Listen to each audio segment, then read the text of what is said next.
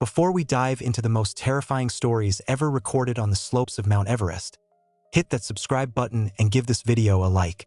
It really helps us keep bringing you these incredible, chilling tales from the edge of human endurance. Now, take a deep breath, because you're about to enter the death zone. Imagine paying a fortune for a lottery ticket where the grand prize might be your own grave. That's what climbing Mount Everest has become for many, the most expensive gamble on Earth, and the house always wins in the end. You can spend thousands on the latest gear, high-tech oxygen masks, and heated boots, but once you cross that invisible line at 8,000 meters, what climbers call the death zone, all that money becomes worthless.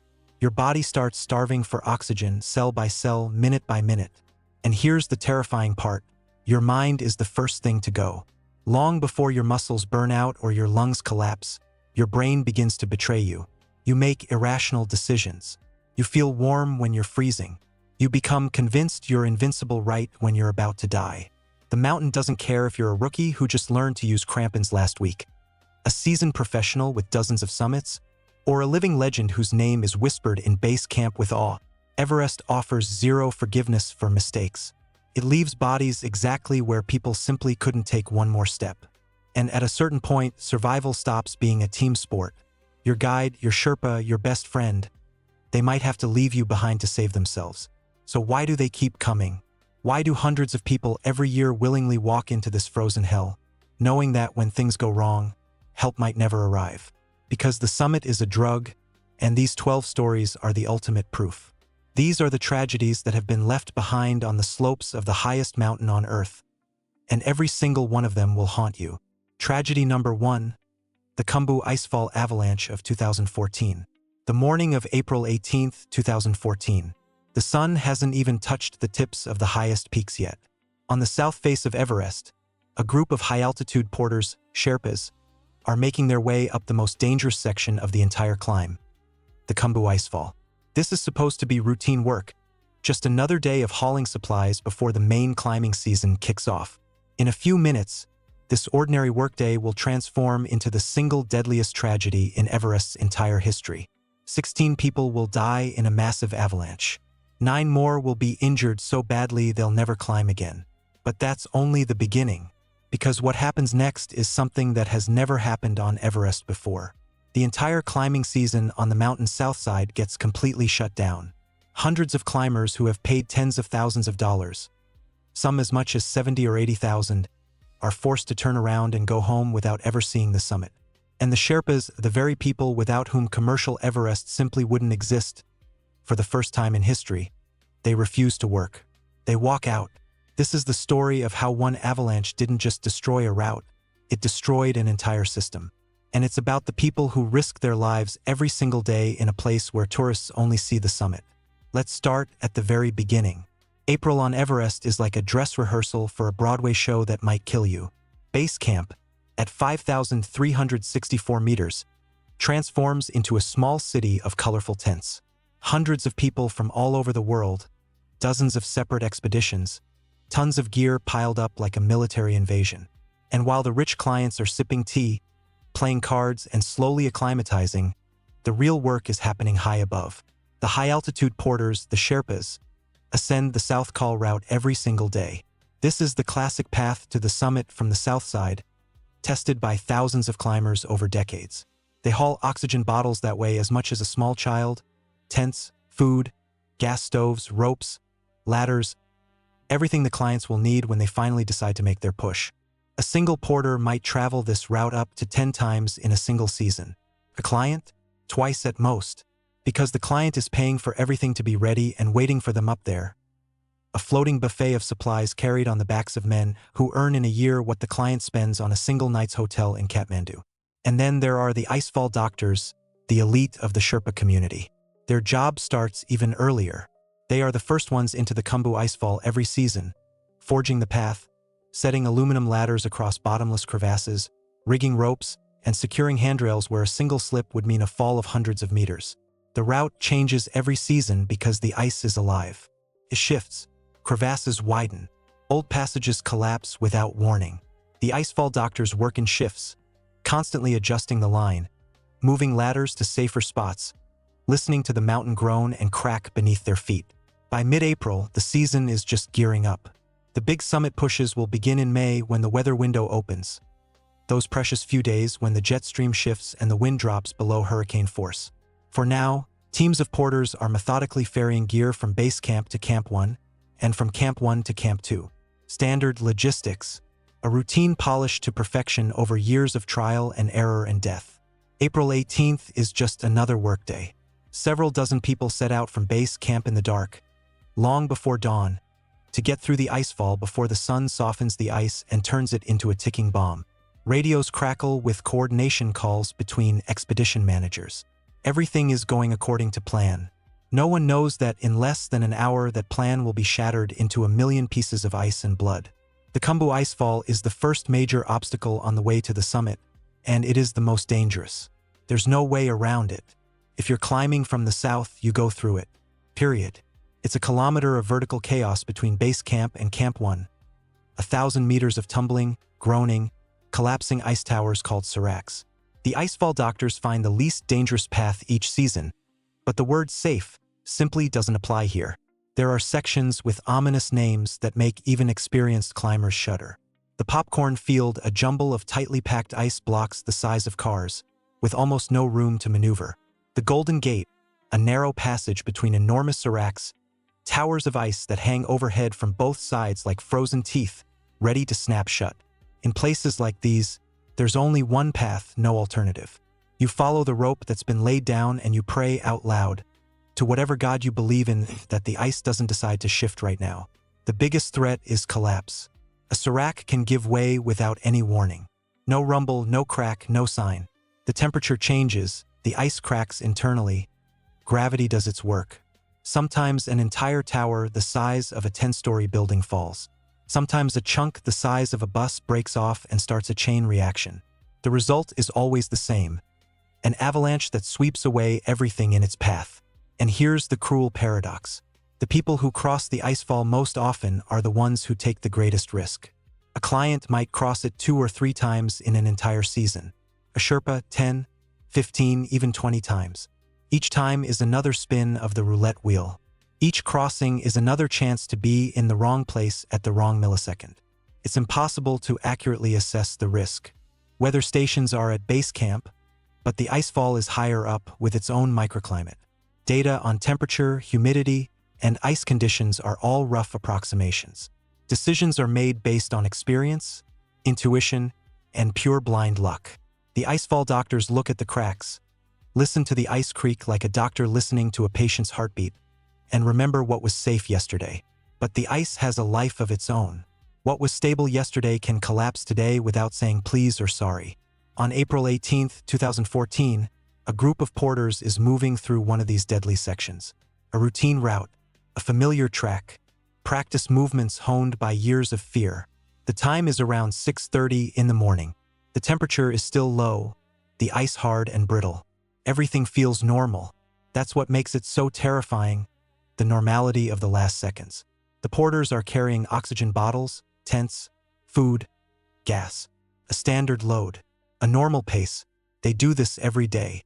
They know every ladder, every rope, every unstable block of ice by heart. They have several more hours of climbing ahead to reach Camp 1. And then a crack, a deep, guttural rumbling sound that you feel in your bones more than you hear with your ears. Somewhere above, a serac breaks loose. A massive tower of ice loses its footing on the mountain and begins to fall. Tons and tons of ice come crashing down, shattering into lethal shrapnel, dragging more ice and rock with them. The avalanche gains speed. It roars like a freight train made of frozen death. It erases everything in its path. The section it hits is either the popcorn field or the Golden Gate. Sources differ on the exact location, but the essence is the same. A narrow corridor. A dense maze of ice blocks with minimal room to escape. The climbers don't even have time to understand what's happening. 1 second they're walking, the next they're buried under millions of kilograms of ice. The avalanche buries those directly under the serac, and it keeps rolling, sweeping away those further down the route like toys in a flood. Then silence. The dust of crushed ice settles slowly, like snow in a snow globe, and then the chaos begins. At base camp, the first reports come in over the radio. Fragments of sentences, shouts in Nepali and English, static, accident in the icefall, people are buried. They need help, but no one knows how many are hurt. Some of the group are entombed in ice, completely invisible. Others are missing and not dead, not confirmed alive, just gone. It's unclear where they were when it hit, unclear if they can make contact. Rescue teams head up into the icefall immediately. They work with their hands, with ice axes, with shovels, with whatever they can find. Every minute counts, but the conditions are horrific. Ice boulders the size of cars, sharp edges that cut through gloves like razors, an unstable surface that could trigger another collapse at any second. And then there's the altitude. At 5,800 meters, every movement takes 3 times the effort of a normal breath on the ground. Your heart races, your lungs burn, your vision blurs, but they keep digging. By the evening of April 18th, the picture becomes clearer and more devastating. 16 people are dead. 9 are injured, some critically. It is, at that moment, the deadliest disaster in the history of Everest. And here's the detail that the headlines will scream around the world. All of the dead are Sherpas. All were high-altitude workers who made the season possible for paying clients. All were fathers, sons, brothers. Over the next 2 days, rescuers managed to recover 13 bodies. 3 remain buried under the debris, unreachable. The icefall continues to move. Crevasses widen. New blocks of ice hang precariously over the site of the tragedy like vultures waiting to drop. The event is instantly named the 2014 Khumbu Icefall avalanche. The numbers flash across news headlines worldwide. 16 dead, 9 injured. Worst disaster on Everest. But the numbers are just the beginning. Back at base camp, something that no one expected begins to unfold. The Sherpas gather for a meeting, hundreds of them, from all the different expeditions. They are angry, they are grieving, and they demand compensation for the families of the deceased. They demand proper insurance payouts, dignified funerals, and long-term support for the widows and orphan children. Because the standard insurance at the time covers a laughably small amount, just a few $1,000s for the life of a person who risked everything so tourists from rich countries could plant a flag on the roof of the world. The negotiations are tense. The government of Nepal promises aid, but the sums are minuscule compared to what's needed. Expedition operators try to find a compromise, but the situation spirals out of control. And then the Sherpas make a decision that has never been heard of on Everest. They refuse to work. Not just a few of them, not one expedition, nearly all of them. Hundreds of high-altitude porters and icefall doctors declare that the season is over. They will not go back into the icefall. They will not set ladders. They will not carry loads. Not out of fear, though of course there is fear, but out of principle. Because their lives are worth more than a few $1,000s in compensation. One by one, the commercial expeditions start to crumble. Clients who paid $50,000, $60,000, even $70,000 for their climb are stuck at base camp, realizing a simple, brutal truth. Without the Sherpas, there is no summit. The rope isn't prepared. The gear hasn't been delivered. The ladders aren't set. Only a handful of elite alpinists who don't need any support could possibly make it on their own. Everyone else is completely, utterly, hopelessly dependent on the Sherpas. The work to prepare the route through the Khumbu Icefall is halted and never resumed. Hundreds of planned ascents are cancelled. The 2014 climbing season on the south side of Everest is, for all intents and purposes, over. And the world of commercial mountaineering will never be the same. Tragedy number 2, the earthquake and avalanche of 2015. The deadliest day in Everest's history. In the spring of 2015, commercial expeditions returned to Everest after the previous season's shutdown. The money is too big to stay away. April 25, 2015, the start of the season in full swing. Everest Base Camp. Hundreds of people are preparing to climb the highest point on the planet. Tents are pitched. Food is cooking. Guides are giving briefings. At 11:56 a.m. local time, the ground beneath their feet begins to shake violently, not like a tremor, but like the whole world is trying to tear itself apart. Climbers rush out of their tents to see something that should never happen. From the slopes of Pumori, a neighboring peak, a wall of ice and snow over 20 meters high, that's a 7-story building, comes crashing down. Its speed is over 300 kilometers per hour. In a matter of seconds, the camp at 5,360 meters becomes a disaster zone. Tents fly apart like cardboard boxes in a hurricane. Climbers, Sherpas, and camp staff find themselves buried under tons of ice, unable to breathe, unable to move. When the dust of crushed snow finally settles, it becomes clear. This day will go down in Everest's history as the most devastating tragedy ever to hit base camp.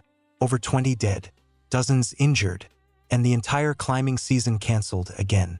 But let's rewind just a few hours, because the horror of that morning didn't come out of nowhere. It came from deep within the earth. The morning of April 25th at base camp begins like any other. The spring season is in full swing. Hundreds of climbers from all over the world have gathered here with a single goal in mind: to conquer an 8,000er. The previous season was cut short by that avalanche on the Khumbu Icefall that killed 16 Sherpas and led to the historic walkout. But now, a new season has begun, and base camp is buzzing again. The camp stretches for nearly 2 kilometers along the glacial moraine, a long, uneven strip of rock and ice. Brightly colored dome tents, yellow, red, blue, orange, poke out from among the rocks like a sprawling, multicolored city. Each expedition company has set up its own little village. Sleeping tents here, a dining tent there, and a little further on, a gear depot stocked with oxygen cylinders and climbing hardware. At the heart of it all, a medical tent with basic first aid supplies. People are having a leisurely breakfast, checking weather forecasts on satellite phones, discussing their climbing plans. Guides are running another briefing, explaining the route through the Khumbu Icefall, that same deadly icefall that killed 16 people just a year ago. Sherpas are hauling gear, preparing ropes and ice screws for the higher camps. Someone's fixing their crampons. Someone else is charging a satellite phone to call home and say everything is fine. No one is thinking about what could go wrong. Everest is dangerous up there at 8,000 meters in the death zone, where your body is dying with every passing hour. But down here in base camp, this is safe. This is home. This is where you relax and recover. That illusion is about to be shattered. Morning, April 25th. Less than an hour until noon. Most of the climbers are relaxing after breakfast or taking care of routine tasks. The weather is perfect, a clear sky, almost no wind, an ideal day in the Himalayas. But the safety of base camp is an illusion. Here, the geography itself works against you. The camp sits on the Khumbu Glacier, a massive river of ice that creeps down the valley at a rate of about a meter a day. Beneath the climbers' feet isn't solid ground, but a constantly shifting, cracking, groaning mass of ancient ice. The tents are pitched on moraines, ridges of rock and debris that the glacier has been dragging along for centuries. The ground is flat, convenient, but it's also a trap. Hundreds of people are crammed into an area the size of a few football fields, and all around them are steep walls of ice and rock. On 3 sides, the camp is surrounded by slopes. Nuptse to the left, Everest to the right, and behind them, Pumori, a 7,000-meter peak with sheer ice faces that have been known to shed avalanches without warning. The valley acts like a funnel. Anything that breaks loose from above, avalanches, ice blocks, rockfalls, is channeled directly into the center, right where the camp is spread out. Getting out of here is another problem entirely. At this altitude, a helicopter operates at its absolute limit. The air is so thin that the rotors lose lift. Pilots can only take 1 or 2 passengers per trip, no more. If fog rolls in or the wind picks up, all flights are grounded. And if the landing pad is damaged, there's nowhere to land. The nearest hospital with serious equipment is in Kathmandu, 120 kilometers away as the crow flies, but days of travel on rough roads. The intermediate medical post is in Farish, a tiny village at 4,000 meters, and it's equipped for about a dozen beds. There are 2 or 3 doctors on duty, a supply of bandages, and some oxygen tanks. If it had to handle dozens of casualties at once, the system would simply collapse. All climbers know these risks. They're written in every guidebook, every pre-expedition briefing. But knowing and truly understanding are 2 different things. Most people come here for the summit, not to dwell on the statistics. They put their faith in the experience of their guides, the strength of their gear, and in their own good luck. April 25th, 11:56 a.m. Luck runs out. The first blow comes from below. The ground lurches so violently that people lose their balance and fall like bowling pins. The glacier beneath them begins to roll in waves, literal waves, like the surface of a stormy sea. Tents sway, poles bend, anchor lines snap. Someone screams, a high-pitched, terrified sound that cuts through the morning like a knife. Most just freeze in shock, trying to process what's happening. A magnitude 7.8 earthquake. The epicenter is 80 kilometers to the northwest, near the town of Gorka. But the tremors are so powerful they're felt for hundreds of kilometers around. The shaking lasts for about 50 seconds. For those inside their tents, it feels like an eternity. Some try to run outside.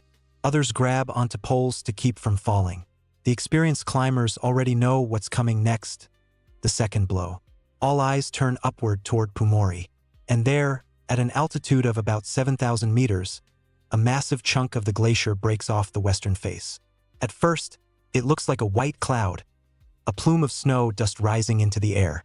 Then it becomes clear. This is no cloud. It's a wall as high as a 7-story building, hurtling down the mountain at the speed of an express train. The avalanche covers 1.5 kilometers in a matter of seconds. It sweeps away everything in its path. Rocks, ice, debris, the remnants of tents from previous seasons. It gathers mass. It accelerates, and it slams into base camp. But here's what most people don't understand. The impact doesn't just come from the snow and ice. Racing ahead of the avalanche is an air blast, a shock wave of compressed air pushed forward by the multi-ton mass. It arrives first, and it's this invisible blast that delivers the main blow to the central part of the camp.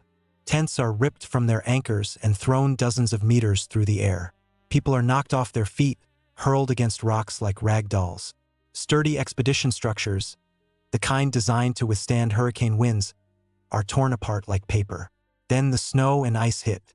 A white wall 20 meters high rolls through the camp, burying entire sections. Visibility drops to zero as everything is engulfed in a cloud of snow dust. Screams, a deafening roar, the splintering of aluminum poles and ripping of nylon. And then silence, a strange, oppressive silence that is somehow worse than the noise. The initial reports are chaotic. Someone says 5 are dead. An hour later, the number is 10. By evening, the figures are climbing. Too many people aren't responding to radio calls. Too many tents were directly in the avalanche's path. April 26th, dawn brings more tremors. Aftershocks shake the valley again and again, each one carrying the risk of new collapses. Small avalanches break loose from Everest and Nuptse. People flinch at every rumble from above, grabbing their packs, ready to run. But there's nowhere to go. There are only mountains. By midday, the media reports a new number, at least 21 dead. But this is just a preliminary count. Not all the bodies have been found. Not all the injured have been accounted for.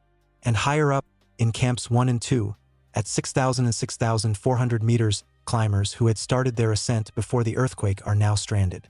The ropes on the Khumbu Icefall have been severed. The ladders across crevasses have collapsed. They can't get down on their own. All they can do is wait for help at altitudes where their supplies of food and oxygen are dwindling with every hour. In the afternoon, the sky finally clears enough for helicopters to take off. The pilots take a huge risk. Aftershocks continue. Visibility is poor, but every minute counts. The first choppers land right on the glacier between the debris fields. The injured are carried out on stretchers. The 22 most severe cases are loaded first. Their destination, Farish, a tiny village a 20-minute flight away. They're met by 2 doctors and a few nurses. The clinic was designed for 10 beds. Now it has twice as many patients and more coming. April 28th, the media publishes updated figures. 17 killed directly in base camp. Another person dies in the hospital, their body unable to cope with the trauma and the high-altitude strain. 60 injured, 21 of them in serious or critical condition. The Nepal Mountaineering Association releases its own numbers. 19 dead. The discrepancies are easily explained by the chaos of the first few days, the difficulty of identification, and the fact that the victims came from different countries and different expeditions. Some are still being searched for under the debris. And up above, at camps 1 and 2, another operation is underway. The stranded climbers are being airlifted out 1 or 2 at a time. At this altitude, the helicopters are pushed to their limits. The engines overheat. The rotors barely provide enough lift. The pilots make their approach, grab the climbers, and immediately descend before they lose power. The evacuation drags on for several days. Some are lucky and get picked up on the first day. Others are stuck in the high camps for nearly a week, rationing the last of their food, conserving oxygen, and hoping for good weather. By the end of April, it's official. The spring climbing season on the south side of Everest is over again. The government of Nepal formally stops issuing climbing permits. The route through the Khumbu Icefall is destroyed, ropes torn. Ice bridges collapsed, crevasses widened beyond recognition. Rebuilding it in the time remaining is impossible. Hundreds of climbers who paid tens of thousands of dollars for their expedition, trained for months, dreamed of the summit for years. They pack their bags and head down with no summit, no chance to try again this year. For commercial mountaineering, this is an unprecedented situation. Base camp begins to empty out at a rapid pace. Tents are taken down. Gear is carried out on yaks. The expeditions disperse. Within a week, almost nothing is left of the multicolored city on the glacier. Just snow drifts, shattered debris, and silence. Tragedy number 3, the storm of no return, May 1996. Base camp is buzzing with unprecedented activity. This is no longer just a sport. It's a full-blown industry. Legendary guides are leading clients who are confident of success. Everything seems calculated down to the last detail. The route is fixed, the weather is crystal clear, the oxygen bottles are stacked and ready. People are marching toward their dreams step by step, climbing into thin, treacherous air. The teams enter the death zone, that invisible line at 8,000 meters where the human body doesn't live. It slowly begins to die. But no one's glancing nervously at their watch. The sky is clear, the wind is still. Feels like Everest is on their side. And just like that, the mountain changes the game. A sudden storm hits with a fury that sweeps away all plans. The temperature plummets to critical lows, so cold that exposed skin freezes in seconds. Visibility vanishes, dissolving into a whiteout where you can't see your own hand in front of your face. Dozens of climbers are trapped on a narrow ridge, cut off from safety by a wall of wind and snow. Just 24 hours. The fallout from this day will be catastrophic. This is the story of ambition versus the elements, and the price you pay for trying to conquer the unconquerable. 6 weeks. That's how long climbers live in a tent city on a glacier before making their final push. Base camp is a strange mix of a resort and an army barracks. Generators hum. The air smells of kerosene and sweat, and it's thick with anticipation. But you can't just sit around. Clients are forced to play yo-yo climb to Camp 1, then descend. Climb to Camp 2, then back down again. It's an exhausting routine, but it's how the body learns to survive where normally only airplanes fly. The guides watch every cough, every stumble, every distant look in a client's eyes. The body has to get used to a deficit of everything: warmth, sleep, oxygen. On May 9th, this pendulum stops. The groups ascend to Camp 4 on the South Kernel. This isn't really Earth anymore. The landscape is lunar, just rock, ice, and a piercing wind that never stops. The altitude is 8,000 meters. Here, no one unpacks. The guides, Rob Hall and Scott Fisher, two of the most famous names in mountaineering, become like Formula One mechanics. They check masks, regulators, oxygen tanks. Here, oxygen is the fuel for life, and the supply is strictly limited. Inside the tents before the summit push, there is silence. It's nearly impossible to sleep at this altitude. People just lie in their down-filled cocoons, listening to the sounds outside: the wind, the creak of ice, their own racing hearts. And outside, there is perfect silence. The forecast promises a rare weather window, a dead calm. It's as if the mountain has opened its gates. Closer to midnight, the camp stirs to life. The sound of zippers cutting through frozen air echoes across the Kernel. Climbers emerge into darkness. The sky above is clear, studded with a myriad of stars that seem close enough to touch. The groups line up in single file. Headlamps switch on tiny pinpricks of light against the immense blackness. The moment is mesmerizing. In the pitch black, a serpent of glowing dots begins to crawl up the steep slope of the triangular face. The only sounds are the crunch of crampons biting into hard fern and the heavy, rhythmic breathing of dozens of people. The leaders set the pace. No one is rushing, but no one is falling behind. Everything is going exactly to schedule. The expedition machine is working flawlessly, and every movement now brings them closer to the summit. The climbers reach the Hillary Step, the last vertical obstacle before the top. And here, the machine breaks down. The fixed ropes that should secure the ascent aren't ready. A traffic jam forms on the roof of the world. People stand, pressed against each other on a narrow ledge no wider than a sidewalk, and just wait. Precious minutes tick by as guides scramble to set the ropes. An hour of waiting in the freezing cold sucks away what little warmth they have left. But no one turns back. The summit is too close. It's the pull of that final goal that makes them forget the rules. There's an ironclad rule on Everest. At 2 p.m., you turn around no matter where you are, no matter how close you think you are. But on this day, the schedule is in tatters. Climbers are crossing the finish line at 3, even 4 in the afternoon. The euphoria of victory clouds their judgment. They snap photos with flags. They hug each other, oblivious to the sky changing color behind them. They are celebrating a triumph that has already turned into a trap. The mountain springs its trap in an instant. In the afternoon, the wind doesn't just pick up, it explodes into a hurricane. A storm of monstrous force descends on the mountain. Visibility drops to 0. The whiteout begins, a state where the sky and the ground merge into a single milky canvas. The horizon disappears. All landmarks vanish. The tracks they left on the way up, their only map home, are buried by snow in seconds. The descending groups are like blind kittens in the eye of the storm. On the vast plateau of the South Col, a drama of disorientation unfolds. One group of climbers loses its way just a few hundred meters from the tents of their own camp. They wander through the white chaos until their strength gives out completely. They huddle together, trying to share warmth while salvation lies so close, yet hidden by a wall of swirling snow. Higher up the slope, the situation becomes critical. Rob Hall, one of the most experienced guides on the mountain, refuses to abandon his client, Doug Hansen, who is completely exhausted. They are stranded near the south summit, too high to survive the night. Scott Fisher, a man of iron constitution who had climbed without supplemental oxygen before, suddenly loses all ability to move. He simply sits down on the ridge during his descent, his energy gone. The storm is hitting on all fronts. On the other side of the mountain, on the north ridge, 3 climbers from an Indian expedition are dying in the very same storm.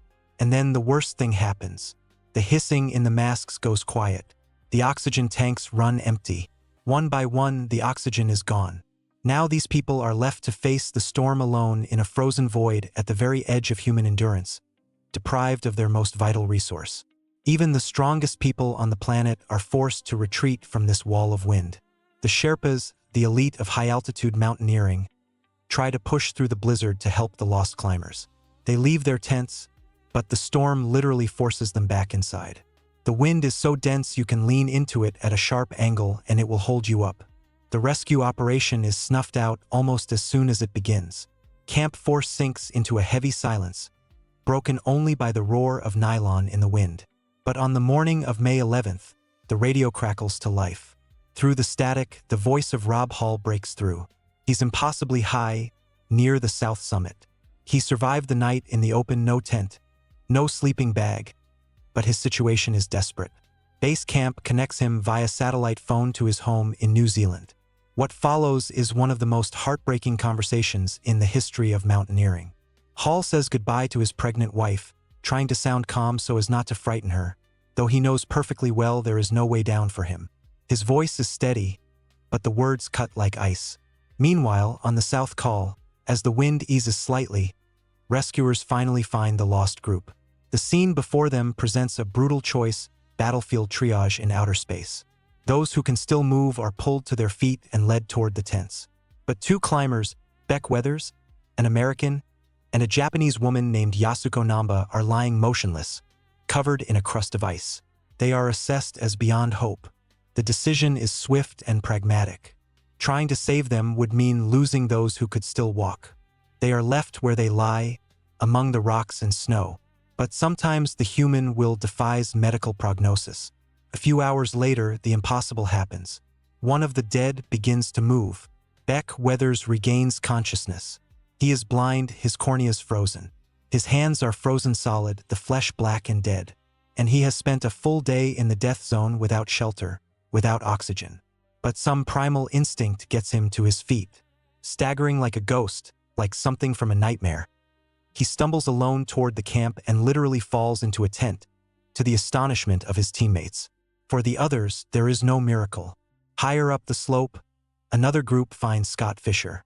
The legendary guide is sitting on the ridge, but there is no one left to save. The mountain has claimed him forever. The tragedy spans the entire massif. On the other side, on the North Ridge, 3 climbers from the Indian expedition have perished. By the time the storm finally recedes, the toll is clear. In a single day, Everest has claimed 8 lives. The final act of this drama plays out under the blades of a helicopter. A pilot makes a landing on the very edge of aerodynamics, a tiny patch of snow at 7,000 meters, plucking the survivors with the most severe injuries directly from the slope. The bodies of the dead remain there at altitude, becoming permanent markers for future climbers. This May storm becomes a turning point. The world realizes that even big money and the best guides are no guarantee of a safe return. And the rules of commercial climbing begin to be rewritten. Tragedy number 4, the deadly queue at the summit, May 2019. The Nepalese government issues a record 381 climbing permits for a single season. Everest is expecting a crowd. Commercial expeditions from 24 countries set up their camps. Client-train. Sherpas prep the gear. And then the sky clears, the only short weather window of the entire month. 5, maybe 6 days for a summit push. It's all or nothing, and everyone goes at once. May 22nd, at an altitude of over 8,200 meters, the Southeast Ridge. Here, on the approach to the summit, where there's barely enough oxygen for a single breath, a line forms. A real, living queue of people in brightly colored jackets clinging to a fixed rope. Hundreds of climbers are standing in the death zone, that name for anything above 8,000 meters, waiting their turn for the final stretch. They wait for hours. They move by inches. They freeze when someone ahead stumbles or changes an oxygen bottle. Nirmal Purja, a Nepalese climber and former Special Forces soldier, takes out his camera and snaps a picture. The photo shows a line of people snaking upwards like a queue for the last bus of the night. Except this isn't a bus stop. This is the edge of the world. The photo goes viral in a day, but the deaths begin even before the picture becomes a sensation. May 22nd, 2 dead. May 23rd, 5 more. Then more and more. 11 people in 10 days. The altitude, the exhaustion, the lack of oxygen, the delays, all of it turns the summit push into a game of Russian roulette. The season ends in scandal, a revision of the rules, and questions with no answers. This is the story of how Everest became a traffic jam. Let's rewind a few weeks. April 2019. Everest Base Camp has become a sprawling tent city, hundreds of bright domes on the Khumbu Glacier. Generators humming, people acclimatizing, guides arguing over routes. The Nepalese government issues 381 permits, an all-time record. At $11,000 per permit, plus guides, plus Sherpas, plus oxygen, plus gear, nearly 1,000 people are planning to summit one mountain in one short season. Robin Fisher, a British climber, looks at the crowd in base camp and realizes this is too much. He writes on Instagram, "Delays at altitude can be fatal." He posts this a week before his summit push. No one pays attention. Meteorologists keep a close eye on the jet stream, the river of wind that usually hammers the summit at 200 kilometers per hour. In the spring, it sometimes shifts, opening a window for a few days. The forecast points to the end of May. After that, the monsoon hits and the season is over. The teams are waiting for the signal. On May 20th, confirmation arrives. The window opens on the 22nd and will hold until the 25th. 4 days max. Expedition leaders announce their departure. Some for the evening of the 21st, others for the night of the 22nd. There's no coordination between the companies. Everyone is on their own. On the evening of May 21st, hundreds of silhouettes form a chain leading up from Camp 4. The altitude is 7,900 meters. The temperature is minus 30 degrees Celsius. Headlamps carve a path of light upwards into the darkness. Oxygen masks hiss with every breath. Narrow sections force a slow pace, but for now, it's just a dense flow of people. Morning, May 22nd. The sky is clear. The wind has died down. Perfect conditions. And everyone knows it. Hundreds of climbers are moving at the same time. At 8,790 meters, the section near the former Hillary Step. Before the 2015 earthquake, this was a nearly vertical 12-meter rock face. The earthquake collapsed it, but a narrow, exposed passage remains. The rope goes steeply up. Every step is a pull on a jumar, a mechanical ascender that grips the rope. Someone up ahead freezes, changing a cylinder, trying to catch their breath, lungs gasping for air like a fish out of water. The next person stops, then another. A queue. Nirmal Purja is ascending at this moment and sees a scene unlike anything even in the busiest seasons. Brightly colored jackets stretch for hundreds of meters up the slope. He takes out his camera. The shot captures about 300 people. He would later write, around 320 in the queue. The problem isn't the inconvenience. Above 8,000 meters, the body begins to die. The lungs don't get enough oxygen. The brain operates at half capacity. You make decisions like a drunk person. The heart is pushed to its absolute limit. Each person carries 2 or 3 oxygen cylinders, enough for a 12-hour ascent and descent with a minimal reserve for unexpected delays. But these delays are measured in hours. People are standing still, freezing, and their oxygen is running out. One cylinder empty, then the second. The queue crawls forward. Someone loses their coordination. They start weaving like a pendulum. A guide helps them move. Another stop. Donald Cash, a 55-year-old American from Utah. He reaches the summit, the dream of a lifetime. A selfie on top of the world. He starts his descent. At 8,760 meters, his body shuts down. Sherpas perform chest compressions, give him oxygen, support him on the way down. His body doesn't respond. Anjali Kulkarni from India, altitude 8,400 meters. Exhaustion growing with every hour of waiting. The collapse is swift. A person simply slumps onto the slope like a puppet with cut strings. Resuscitation at this altitude is nearly impossible. The heart is too weak. The lungs too starved. May 22nd claims 2 lives. May 23rd is the peak of the disaster. On the south side, 3 casualties. Nihal Bhagwan at 7,900 meters. Kalpana Dash at 8,400. On the north side, 2 more die, Kevin Hines from Ireland and Ernst Landgraf from Austria. The northern route is also overcrowded. That same day, Purja posts the photo on Instagram. Within hours, the image explodes online. Global media outlets pick it up. Traffic jam on Everest. The death queue. The photograph becomes an icon, a line at 8,500 meters looking like a checkout queue at a supermarket. Except here, the price of waiting is your life. By the evening of the 23rd, 7 people are dead. But the season isn't over. The weather window is holding, and groups continue their summit pushes. On May 24th, Dhruba Bista, a Nepalese guide, dies at 7,100 meters. On May 25th, it's Robin Fisher, the very same British climber who had warned about this on Instagram. Altitude 8,700 meters on his descent from the summit. His post is now read like a prophecy. Delays could prove fatal. He was right, and he became a victim of the very thing he wrote about. May 27th, Christopher Kulish from the United States, altitude 7,900 meters. The 11th death. 11 people over 10 days of one short window. 9 on the south side, 2 on the north. Different countries, different levels of experience, different routes. But they all share one common denominator: an overcrowded mountain during a very short window of opportunity. The world's media links the deaths to the queues. The headlines are direct. Everest traffic jam claims lives. Delays in the death zone prove fatal. Purja's viral photo circulates everywhere. Visual proof of the absurdity. The mountaineering community is divided. Some blame the commercial companies for bringing too many inexperienced clients, selling them a dream for a price without a real assessment of their abilities. Others point to the system. Nepal depends on tourism. Everest brings in millions, and no one is interested in limiting the flow. The main factors in the deaths are cautiously worded: hypoxia, exhaustion, delays at critical altitude. But no single official cause is established for all 11 cases. Each death is a separate incident with its own circumstances. The common denominator is overcrowding. But legally, it's not a single disaster. It's a series of tragic coincidences. The 2019 season changes Everest forever. The mountain is no longer just a symbol of ultimate human achievement. Now, it's also a symbol of what happens when a dream becomes a commodity, and the top of the world becomes a business with a Q. Tragedy number 5, the vanished snowboarder.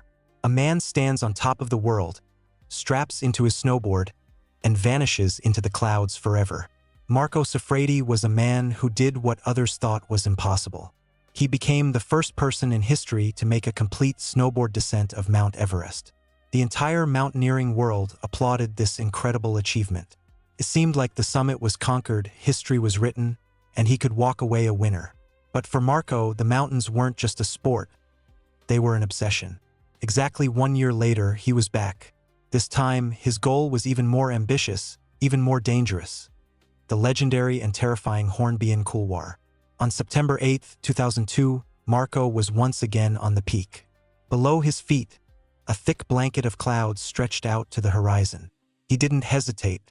The snowboarder pushed off and began to glide down into the great unknown. Observers at base camp watched intently through their binoculars. They could see him carving the slope with confidence. A clean track from his board stretched across the snow. But then they lost sight of him. Marco rode into a white void. And just like that, visual contact was lost. From that moment on, there was only silence. No one ever saw him or his board again. Everest had claimed its hero, leaving us with one of the greatest mysteries in the history of the high mountains. To understand what force compelled him to step into that white void, we need to rewind. Because the story doesn't begin in the Himalayas.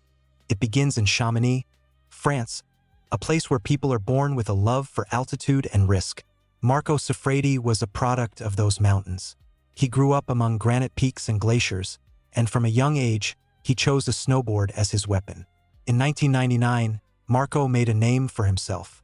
He challenged the Mont Blanc face on the Aiguille Verte, a near-vertical wall of ice where a single mistake means death. But he flew down the route with incredible ease, like a bird tracing the contours of the rock. The climbing world was stunned. This wasn't just a daredevil.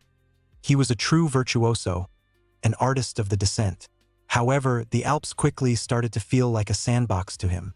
Marco craved something more. By 2000, he was in the Himalayas, testing himself on the 8,000er Cho Oyu.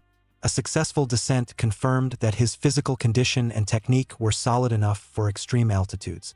Then came May 23, 2001. Marco was on the summit of Everest. He had ascended via the North Col, using oxygen to keep his mind sharp for the main event. Ahead of him lay the Norton Couloir.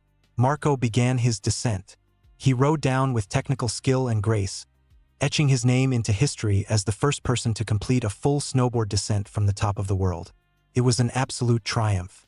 You'd think the dream was fulfilled. But while the world was applauding, Marco himself felt a strange emptiness.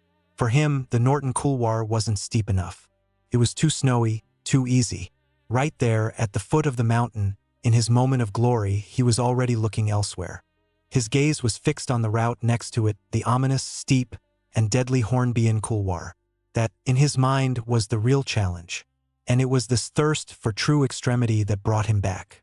A year passes. September 8, 2002. Marco is on the slope again, but this time the stakes are as high as they get. With him are experienced Sherpas responsible for the ascent and the group's safety. They're making their summit push along the North Ridge. The conditions are brutal. This isn't the packed snow of spring, it's autumn, a period of unstable post-monsoon weather. The climbers are literally breaking trail, sinking up to their chests in loose, powdery snow. Every few meters is a struggle that would exhaust a normal person in minutes.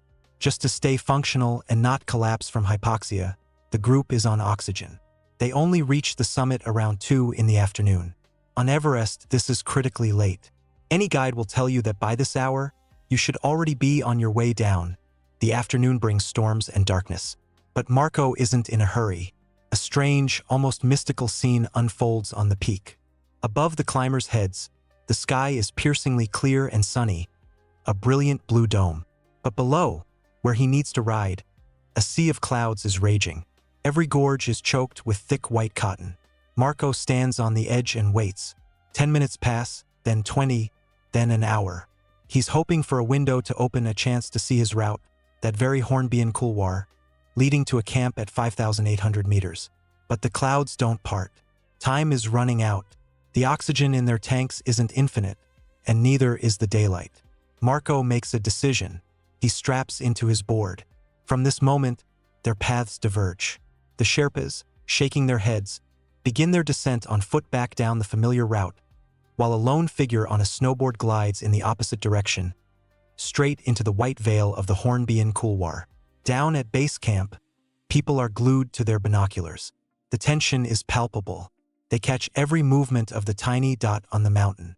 Through breaks in the clouds, they can see him. He's riding a sharp, confident track cuts through the snow. He descends lower and lower still. The track reaches an altitude of 8,600 meters. And then, for no apparent reason, the line just stops. Visual contact is lost. The mountain swallows Marco, and he never reappears in their lenses again. When rescuers and experts began to analyze the point where the track vanished, at 8,600 meters, the situation became even more terrifying. Logic suggests that if someone disappears, they must have fallen. But maps and the Sherpa's experience say otherwise. In this specific area, the slope has no giant crevasses capable of swallowing a person whole. The terrain here is deceptively solid, a mix of ice and rock that doesn't just open up. Moreover, a disaster usually leaves a signature. If he had fallen, there would be chaotic gashes in the snow, a tumbling scar leading down the mountain. If an avalanche had occurred, the slope would be churned up like a plowed field. If a binding had broken, we would have found something: a glove, a piece of plastic, a hat. But the area was perfectly, eerily clean. No signs of a struggle with the elements. No debris. The snow lay in a smooth, untouched sheet. The searches yielded nothing. Marco Siffredi's body was never found. The great mountain simply erased him from reality. The official documents only deepen the chilling sense of finality. In the authoritative American Alpine Journal, next to his name, it doesn't say death or accident. There is just one dry, soul-free word: disappearance. No clarifications, no details. The autumn of 2002 will forever be remembered in history as the season of this one great tragedy. Of course, people speculate. They talk about a sudden gust of wind, a hidden trap beneath the snow, a crevasse that no one had mapped. But it's all just smoke. The one hard fact remains. There is a track that leads to nowhere. Everest remains silent, leaving us with one of the most haunting and unexplained mysteries in the history of high-altitude mountaineering. Tragedy number 6, the 8th attempt. Imagine a climber attempting to summit Everest with only one fully intact finger. Nobukazu Koriki was a true media sensation in Japan. Thousands of people followed his every move on their smartphone screens. From the very beginning, he framed his climbs as a media project. He went solo without supplemental oxygen, throwing down a challenge to nature itself. But take a closer look at his hands. His thick mittens hide a harsh truth. The brutal cold of 2012 cost him 9 of his fingers, frostbite so severe that surgeons had to amputate down to the first knuckle. For a normal person, this would be the end of their mountaineering career. But Koriki saw it as just another level of difficulty. To him, it wasn't an injury, it was a new challenge.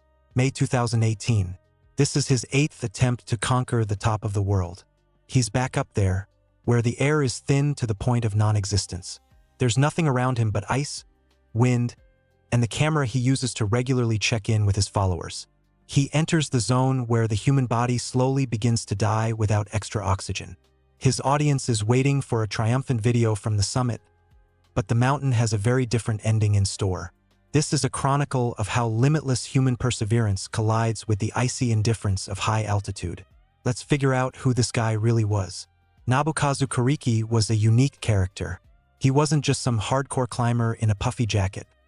He was also a savvy entrepreneur. He understood one crucial thing. It's not enough to just climb a mountain. You have to sell the story beautifully. His thing was solo, no oxygen, imagine no mask to help you breathe at an altitude where airplanes fly. And most importantly, he broadcast live straight from the slopes. At first, everything went according to plan. In the late 2000s, Koriki claimed a sense of Cho-Oyu and Dhaulagiri. Though even these successes were later questioned by the professional community, Koriki built a perfect image for himself as a lone hero. But in the tight-knit world of professional climbers, he was viewed with suspicion. Why? Because there were questions about his records. For example, his claimed success on Manaslu in 2008. He said he was there, but many experts don't believe him. There's a lack of proof, and that ascent is still considered controversial. And the pros had major issues with his solo style. Khumbu told everyone, "I'm climbing alone," but experienced guides saw something else. A whole team went with him, Sherpas carried his gear, and camera operators filmed him. The professional community started whispering that this wasn't sport. It was just a well-produced deception for his audience. But Khumbu ignored the critics and just kept doing his thing. Until 2012. Another attempt on Everest ended in a nightmare. The cold cut straight to the bone and his body gave out. The doctor's verdict was brutal. Severe frostbite. They had to amputate parts of 9 of his fingers. Just think about that, a climber with almost nothing left to grip the icy rocks, to tie knots, to adjust his gear. At that moment, a very difficult scene played out.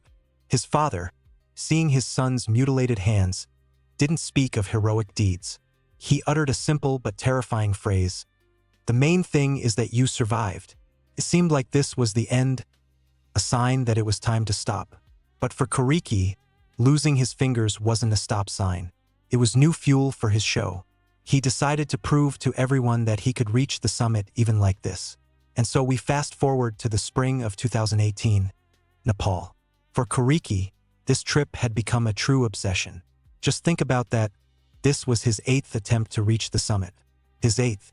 The previous 3 years, from 2015 to 2017, had been nothing but a string of failures. One moment the weather wrecks your plans, the next it's a natural disaster. It's as if the mountain was pushing him back, time and time again. But here he is again, back at base camp. The plan is the same, and it's as tough as it gets, to climb the roof of the world without supplemental oxygen. Base camp is buzzing with life. Khumbu is constantly surrounded by a film crew and a support team. Cameras, gear, people, everything is ready for the broadcast. Khumbu is betting big on publicity. For him, social media has become as vital a tool as his ice axe. He's always online, posting updates, chatting with fans, making his followers feel like they're right there with him. His audience sees a confident hero chasing his dream. But behind the upbeat posts, a terrifying reality lurks, one he's about to face all alone. The radio at base camp crackles to life. But instead of a cheerful report for his subscribers, the team hears a chilling, raspy voice. Khumbu makes it to an altitude of 7,400 meters, the area of Camp 3, an elevation where every single step is a monumental effort. And here, in the middle of this icy wasteland, his body starts to give out. There's no heroic music, no beautiful scenery for the vlog. There is only pain. Khumbu gets on the radio and tells his team he's in trouble. He's racked by a severe cough, the infamous Khumbu cough that tears at your ribs, and every movement is agony. In that moment, common sense wins out over ambition. He makes the only call he can to call off the summit push. Khumbu turns around. He announces that he's starting his descent to save his life.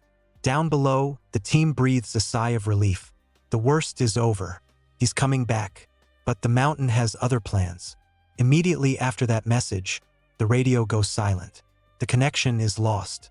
At first, everyone assumes it's just a technical glitch, a dead battery, or maybe the terrain is blocking the signal. But hours pass, and the radio remains silent. The anxiety in the camp grows with every passing minute. Sherpas and members of the support team immediately head up the mountain. They follow his tracks, scanning the white slope, hoping to spot a familiar figure who's just tired and sitting down to rest. On the 21st of May, 2018, the search ends. The Sherpas find a tent. It's pitched on the slope, fluttering in the wind. Inside lies Nabukazu Khumbu. He is dead.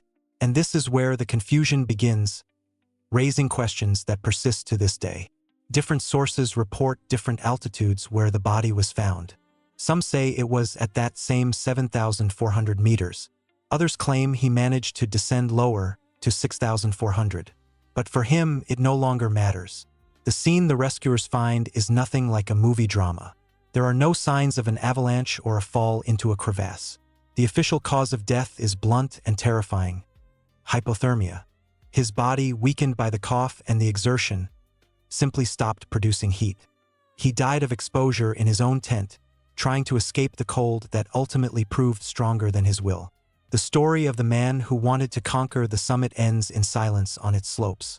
While rescuers figure out how to bring the body down, news of the tragedy spreads faster than the wind. Kariki's death instantly makes headlines at all the major news agencies. The world's biggest media outlets cover the tragedy. Journalists latch on to the most dramatic detail of his biography, the fingers he lost back in 2012. To the public, it's a beautiful, tragic story of a hero with a disability who defied the odds and lost.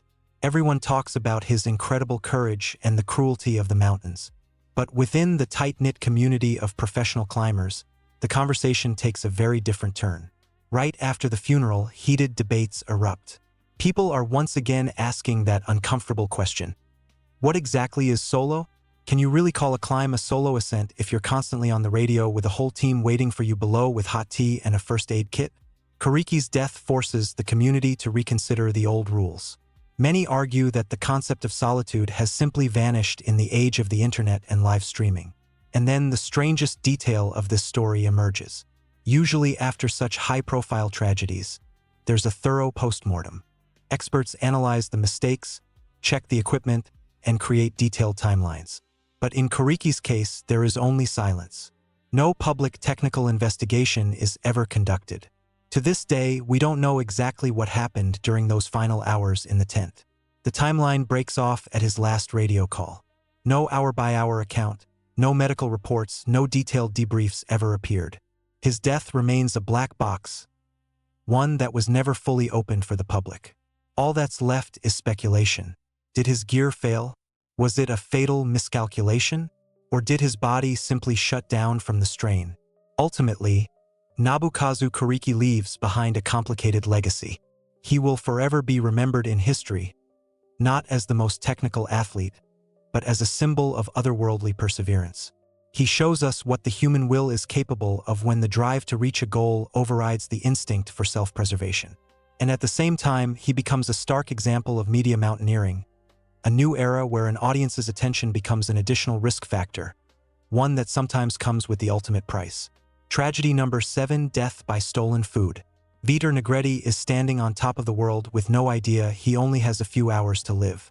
He has just become the first Brazilian to conquer Everest without using bottled oxygen.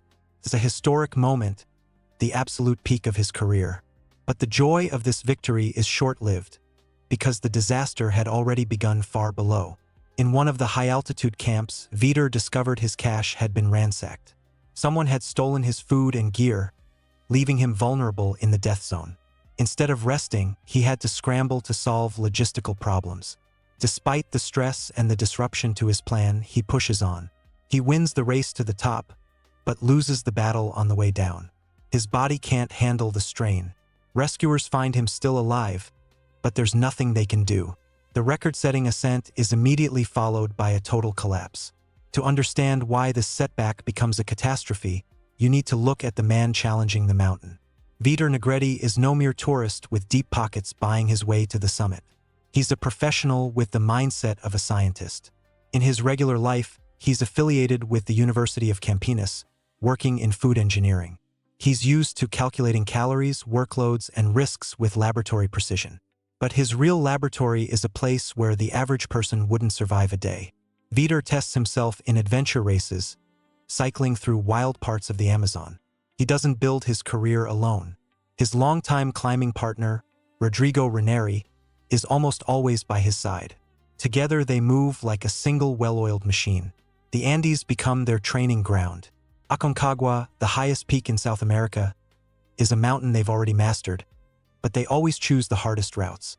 In 2002, Negretti climbs its south face, a vertical route considered elite even among professionals. 2 years later, he returns to climb it in winter, when the mountain transforms into an icy fortress. These climbs are just training for the main event. In June of 2005, Vitor is already standing on the summit of Everest. That ascent was with a Brazilian team, and he used oxygen tanks. It would seem the goal was achieved, a good time to stop. But for Negretti, using supplemental oxygen feels like a half measure. He needs to find out where the true limit of human capability lies. In 2006, he returns to the Himalayas with a plan that would make most people's skin crawl. He chooses the north face from the Tibetan side, a route notorious for its brutal winds and harsh conditions. But the main condition is one he sets for himself: no supplemental oxygen. And this time, he's making the summit push alone. He deliberately gives up the safety net of an oxygen mask and enters a zone where every step is paid for with colossal willpower. On May 16th, Vitor reaches Camp 2 on the north face. He's exhausted from the difficult traverse and is counting on a well-deserved rest. He knows he has a cache here, a supply of food, fuel, and a reliable tent. It's his island of safety, his primary resource for recovery. But when Negretti reaches the spot, he finds nothing. His cache has been plundered. Someone, another climber or a high-altitude porter, took everything. His shelter, his food, his fuel. At this altitude, every ounce of weight and every calorie counts. Losing the cache means losing the chance to recover. Vitor is deprived of the food, shelter, and rest that were planned before his summit push. Instead of sleeping and building up his strength, he's forced to burn energy on basic survival tasks, scrounging for scraps, melting snow for water with borrowed fuel. Other climbers come to his aid. They share their food, let him stay in their tents. But the logic of his preparation is already shattered. The stress and extra hassle at this altitude burn through the body's reserves faster than any physical exertion. His logistics are in shambles, but Vitor seems to ignore the warning signs. He decides not to retreat. On May 17th, he climbs even higher to the high assault camp at around 8,300 meters. This is the death zone, plain and simple. Your body doesn't recover here. It just slowly shuts down, even if you're just lying in a sleeping bag. Vitor spends a few hours here preparing to set out. It's 11 p.m. All around is impenetrable darkness and a piercing cold that cuts through every layer. At this hour, normal people are asleep. But for a summit push, the night is the only window. Negretti straps on his crampons and steps out of the tent into the icy void. His partner Rodrigo Ranieri is on the same expedition, but right now Vitor is completely alone. No one is watching his back. Most importantly, there is no oxygen mask on his face. He's breathing in the frigid, thin air, which contains dangerously low levels of oxygen. Every step is a struggle, every breath a gasp. He begins his ascent toward the summit, carrying the fatigue from the theft at the lower camp, carrying a goal so ambitious that it allows for no weakness. On May 18th, Vitor stands on the summit and etches his name into the history books, the first Brazilian to do it without bottled oxygen. The record is set. It seems the impossible has been done, and all that's left is the journey home. But on the descent, the system fails. Around 6 o'clock in the evening, the radio in the camp crackles to life, and Negretti's voice sounds nothing like a victor's. He's at an altitude of 8,600 meters, and he's asking for help. For a climber of his caliber, admitting defeat is the absolute last resort. It means his body's resources aren't just depleted, they've gone into a deep, irreversible deficit. He's still on his feet, but his body is starting to shut down its life support systems one by one. Sherpas are sent up to meet him. It's a race against time in a zone where any delay is fatal. They find Vitor 100 meters lower, at the 8,500 meter mark. His condition is critical. His lips are blue, his eyes unfocused. The rescuers do what Negretti had avoided for the purity of his record. They give him oxygen and water. But the altitude has already triggered irreversible processes. The Sherpas practically drag him down, fighting against gravity and exhaustion. They manage a small miracle. They get him to the tent at Camp 3 at 8,300 meters alive. Seems the worst is over. He's in shelter. He's breathing. He has people around him. But inside his body, a silent catastrophe is unfolding. During the night, Vitor starts having severe spasms, his whole body convulsing. These are signs that his lungs or brain are filling with fluid. High-altitude sickness is entering its terminal stage. His body, exhausted from the previous days and the summit push, simply can't find the energy to fight back. In the morning of May 19th, the tent on the slopes of Everest falls silent. Vitor Negretti's life comes to an end, never having made it back down to the foot of the mountain that gave him an eternal record and took everything else.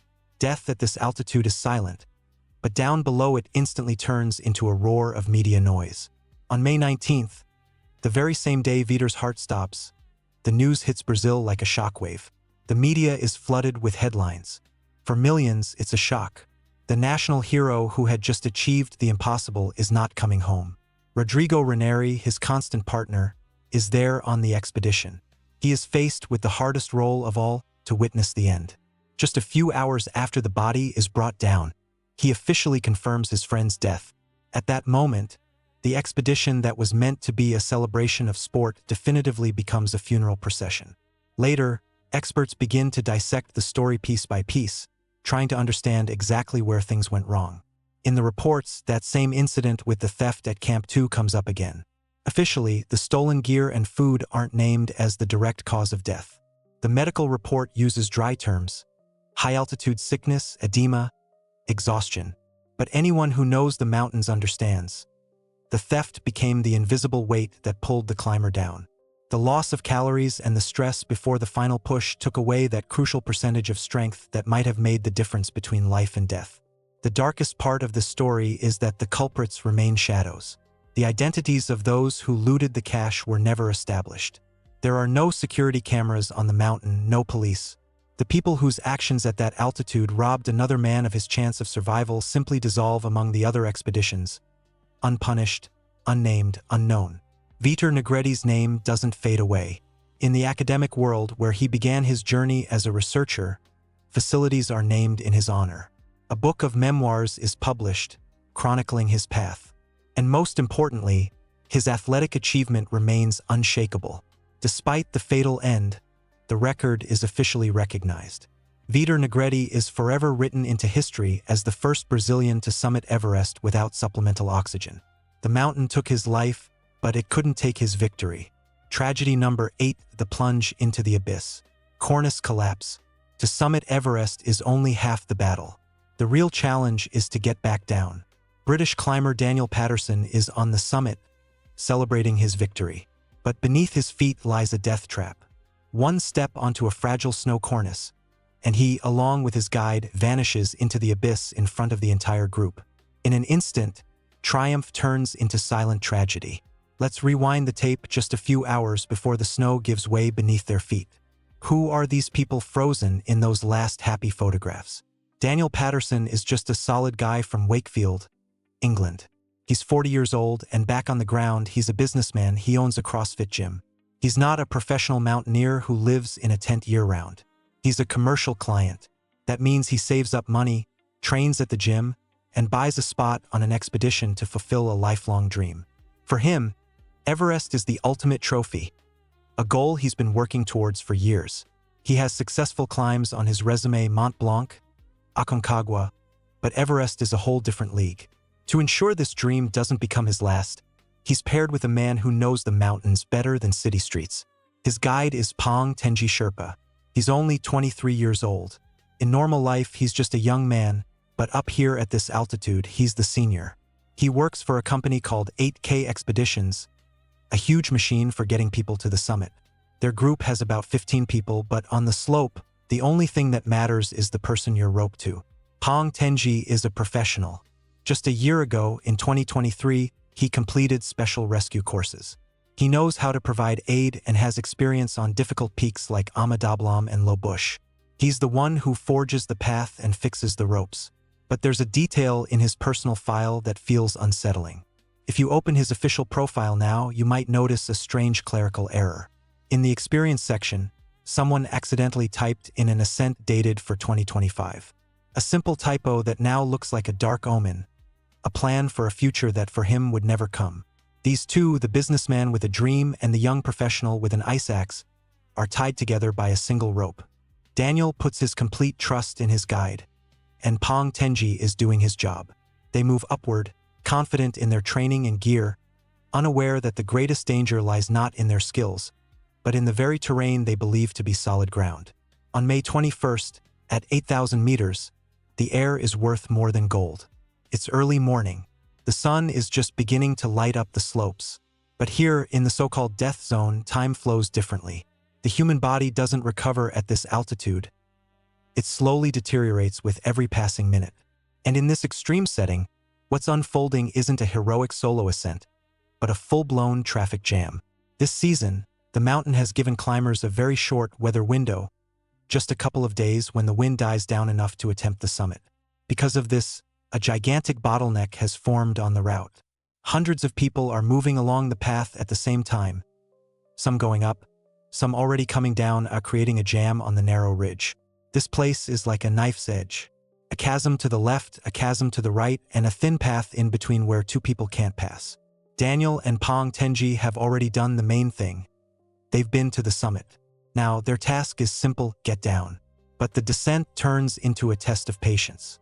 Imagine a line at a supermarket checkout, only it's minus 30 degrees Celsius, and any careless move could be your last.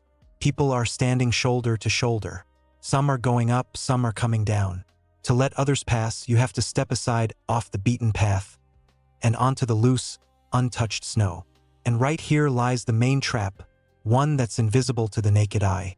Visually, this snow looks like a reliable extension of the slope.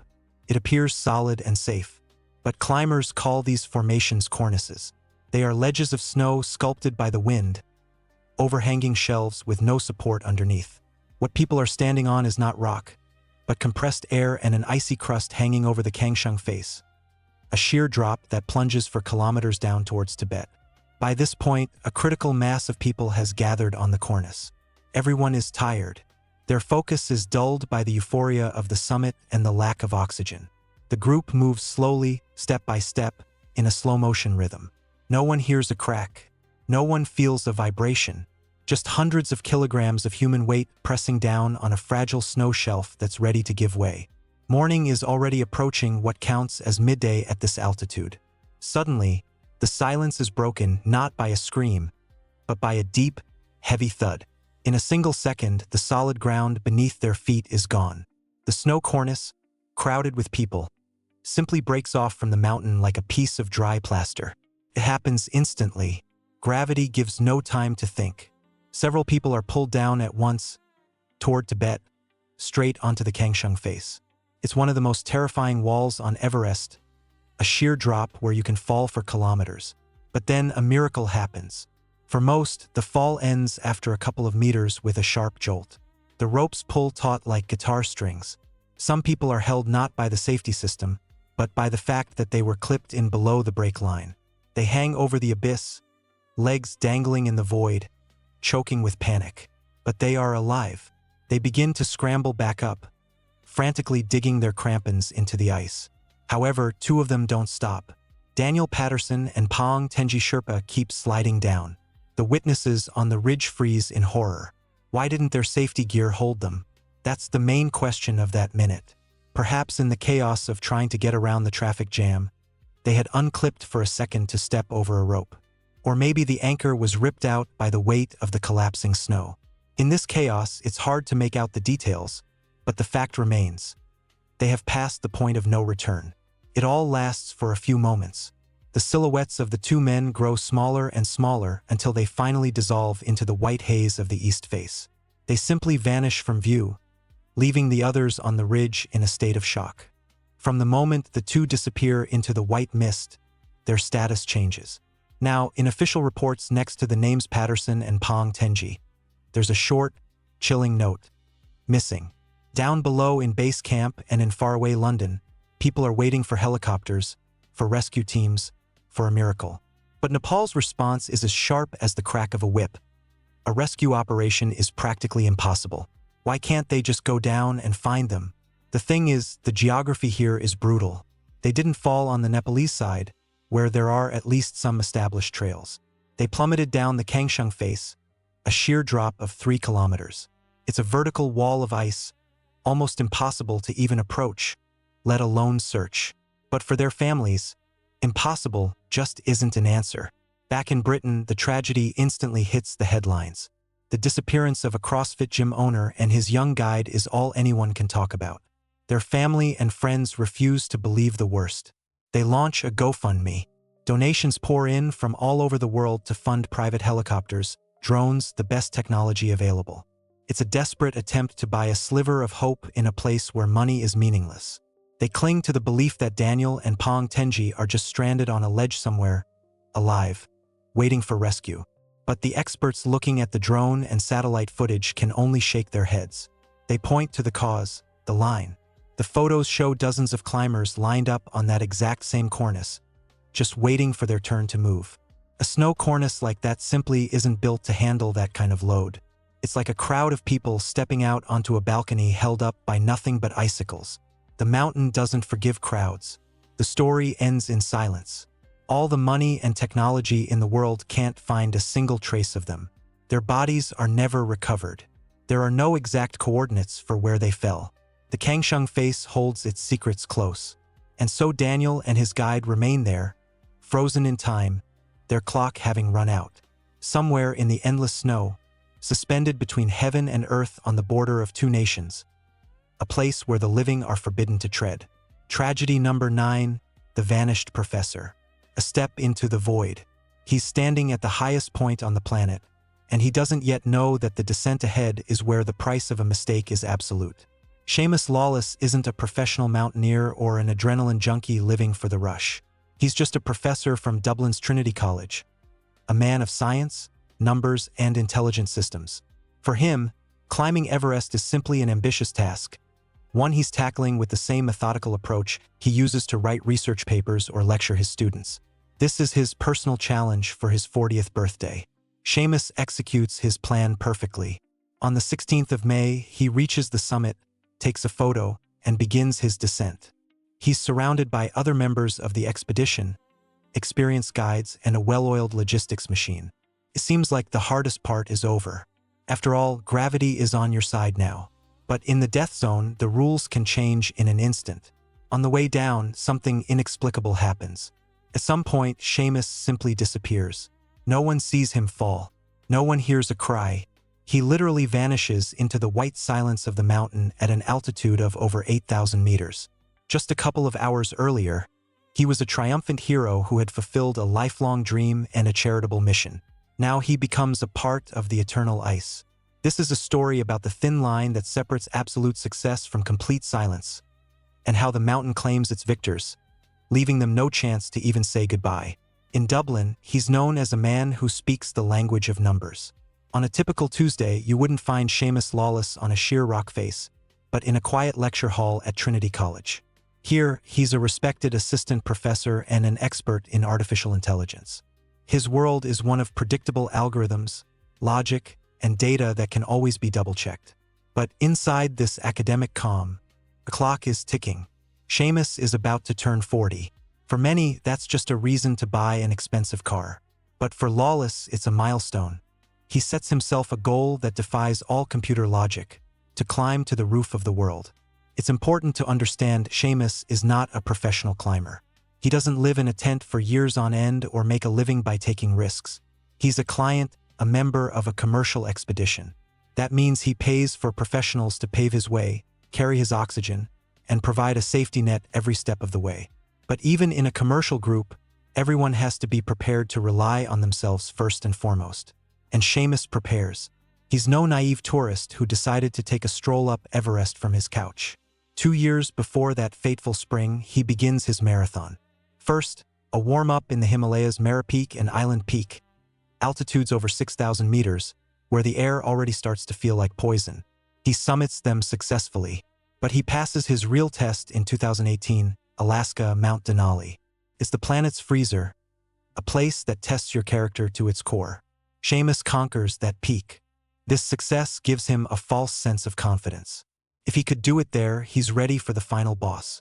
His project gets a grand name, Ireland on Everest. It's no longer just a personal whim. It's a mission. He raises money for the Barrettstown Charity Fund to help others. Back home, his wife Pamela and his family are watching. They see it as a sporting challenge, a noble cause. None of them yet realize that his experience in Alaska and his successful training in the Himalayas are just part of an equation where, on Everest, there are far too many unknown variables. Seamus heads to the mountain, confident that his meticulous preparation can mitigate the risk. But at 8,000 meters, math just stops working. Here, air is more valuable than gold, and every step burns as much energy as a marathon runner uses in an hour. Seamus is on the southeast ridge of Everest, the Nepal side. It's the classic route, the pioneer's highway, but history offers no protection from the wind and cold. He's part of a large commercial group from the Operator 7 Summits treks. All around him is a colorful line of jackets, masks, and oxygen tanks. Dozens of people are pushing for the summit alongside him, members of his own commercial expedition, people he's shared his life and risks with for the past few weeks. In a crowd like this, it feels like nothing bad can happen. The group works like a single machine. Step, breathe, step, breathe. May 16, 2019. The time is 8:30 in the morning. Seamus Lawless makes his final push and finds himself in a place where only the sky is higher. He's on the summit. He's done it. The emotions are overwhelming, but you can't see them under the mask. In this moment, he is the happiest man on the planet. He unfurls a flag, takes a photo for his sponsors and his family. Mission accomplished. The professor from Dublin has outplayed the mountain. But experienced climbers know a brutal truth. The summit is only halfway, and often it's the safer half. The ultimate trap of Everest is that it grants you the euphoria of a winner precisely when you have the least amount of strength left. Seamus doesn't linger at the top. The photos are taken, the goal achieved. It's time to go down. The group begins their descent that same day without wasting time. He's moving in a rope team with several other members of the commercial group. The sun is shining brightly. The weather seems manageable, and none of them see the countdown timer that has already started. They're heading down toward camp, thinking of hot tea and a warm sleeping bag. It's 4 p.m., a time when any climber should already be warming their hands in a tent. But Seamus is still on the slope. For the death zone, this is critically late. The sun begins to set, and with it goes the warmth. Shadows on the snow grow long and menacing. It's at this moment during the descent that the timeline dissolves into chaos. The one thing everyone roped together fears happens. The chain breaks. The Himalayan database, the definitive record of all Himalayan ascents, pinpoints the incident at an altitude of 7,900 meters. It's a section of the route that looks close to camp on a map, but in reality, it remains lethally dangerous, exposed, icy, and unforgiving. Yet other reports and media accounts place the tragedy higher, near the area known as the balcony at 8,300 meters, a 400-meter difference in altitude. Under normal conditions, that's an hour's walk. Up here, it's an eternity. No one can say for sure what exactly happens in that split second. There are no witnesses to the fall. Theories begin to multiply like cracks in the ice. Some say Seamus unclipped from the safety rope to get around a slower climber or to adjust his gear. Others suggest it was a sudden gust of wind, which can act like a battering ram on the ridge. But these are just guesses. The official reports confirm none of these theories. There is only one stark fact. 1 minute a man was moving along the route, and the next he was gone. The rest of the group makes it down to Camp 4. People pull off their masks, struggling to catch their breath, and begin a roll call. And then reality hits harder than the freezing cold. One person is missing. Seamus Lawless doesn't arrive. His status changes in an instant. First lagging behind, then missing. And as night blankets the slope, the understanding sinks in that there's almost no chance. Without oxygen, without help, in the dark at that altitude, survival becomes a matter not of willpower but of physics. And up here, physics is working against you. The official wording sounds like a death sentence. Missing, presumed dead. His body was never found. Seamus Lawless remains in the place he dreamed of reaching. His name is added to the tragic list of those who died in the spring of 2019. The mountain accepted his challenge but refused to let him go. Everest keeps its secrets, and the professor's story becomes another reminder. The summit is only halfway, and the most important success isn't getting up, it's getting back home. Tragedy number 10, the death of a legend, 200 meters from camp. He spends 21 hours on the summit of Everest without an oxygen tank. This man climbs to the roof of the world 10 times, becoming a living legend who seems unbreakable. But the end of his life doesn't come in an epic storm or during a heroic rescue. The greatest Sherpa of all time dies in perfectly clear weather. He simply goes for a walk, just 200 meters from the safety of camp. It's quiet. The sun is shining. There's no hint of a threat. But one step on what looks like flat snow becomes fatal. This is the story of how a freak accident triumphs over colossal experience. The mountain claims its king not in a battle, but in a moment of absolute calm. To understand who the world lost that day, we need to rewind the tape a bit. In Nepal, the name Khumbu Sherpa is spoken with the same reverence that Americans use for Michael Jordan. To the locals, he isn't just a climber. He's proof that the impossible only exists in other people's minds. Imagine a normal person in the death zone, at an altitude where commercial jets level off. The body is in such distress up there that it begins to slowly die from the very first minute. He stayed on the summit of Everest for a record-breaking 21 hours without an oxygen mask. Doctors called it an anomaly, saying his brain should have shut down.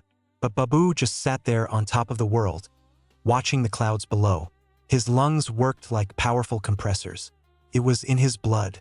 His father had been a porter on the very first expedition in 1953, helping Hillary and Tenzing make history as the first to conquer Everest.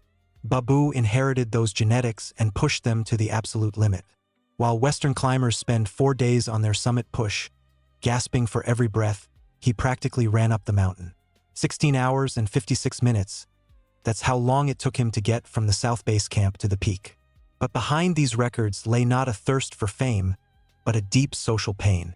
Khumbu hated the idea that Sherpas were just support staff, invisible figures on expeditions. He wanted the world to see his people as elite athletes. To prove it, he did the impossible. He summited Everest twice in 2 weeks. While others needed months to recover, he just shook off the fatigue and went again. However, his strongest motivation had nothing to do with sports. The great record holder, this human phenomenon, couldn't read until he was an adult. In his village of Tikindu, there simply was no school. He taught himself to read using discarded food labels and scraps of newspaper he found on the tourist trails. Every step he took upward, every risk, was money for building materials. He wanted to build a school so his children wouldn't have to learn the alphabet from candy wrappers. By 2001, he was a national hero. His dream was almost within reach. He seemed invincible, as if the mountains themselves were on his side. In 2001, Khumbu set his sights on a challenge that sounded impossible even to veteran climbers. Just reaching the summit wasn't enough for him. The expedition's goal was a double traverse. Picture this: he planned to ascend from the north side, descend to the south, then turn right around and do the whole thing in reverse. No one in history had ever accomplished anything like it.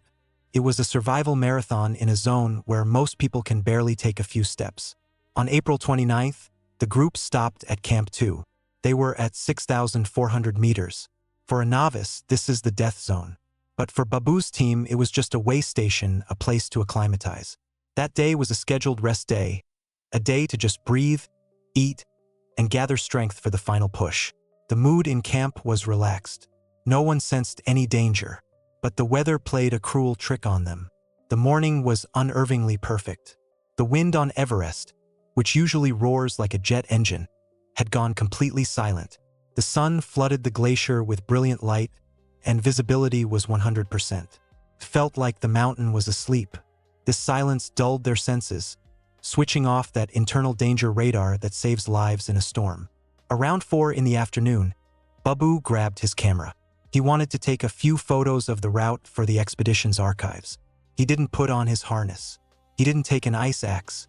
Why would he need them for a short walk on flat ground?